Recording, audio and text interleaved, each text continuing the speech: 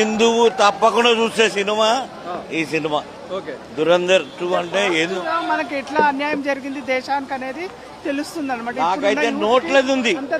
నోట్లు ఎందుకు రద్దు చేశారు అనేది సినిమా చూస్తే మన భారతీయులకు తెలుస్తుంది మోదీ అంటే ఏంది అని.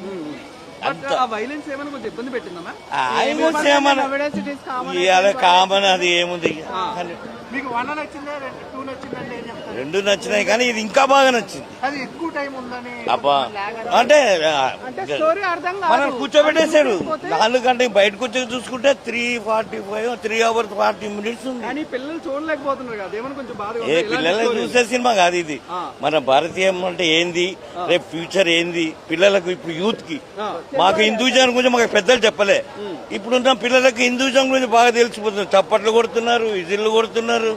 వాళ్ళమ్మ ఇదివరకు అయితే ఎందుకు కొడుతున్నారు ఆ విజిల్ అనేవాళ్ళు. ఇప్పుడు ఏమంటలేదు. అంత తమాషగా పెద్దవాళ్ళేమో క్లాప్స్ కొడుతున్నారు.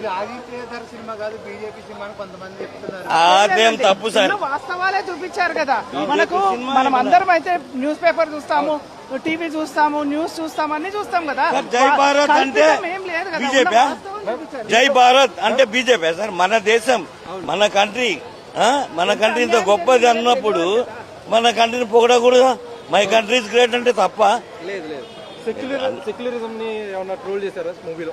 సెక్యులరిజం అంటే మనం అనుకుంటేనే సరిపోదు, అందరు అనుకుంటే అప్పుడు సెక్యులర్ అనేది అవుతుంది అనేది చూపించారు. మనం ఒక్కరు ఏదో హిందూస్ అనుకుంటే అట్లా కాదు కదా.